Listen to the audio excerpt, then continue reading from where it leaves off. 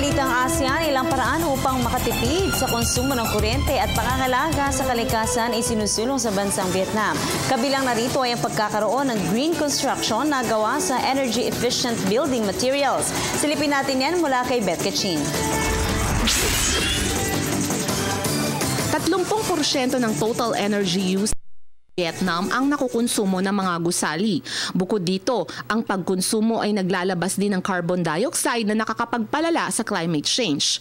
Ayon sa pag-aaral na ginawa ng World Bank, ang pagkonsumo ng enerhiya ng Vietnam ay tumaas ng may 4 na beses sa loob ng 10 taon. 12% rin ang itinaas ng carbon dioxide emission ng bansa. Kaya naman para maresolba ang problemang ito, ipinanukala ng pamahalaan sa pangunguna ng Ministry of Construction ang green construction. Ang green construction ay ang paggamit ng energy-efficient building materials at epesyente ring pagkonsumo ng enerhiya.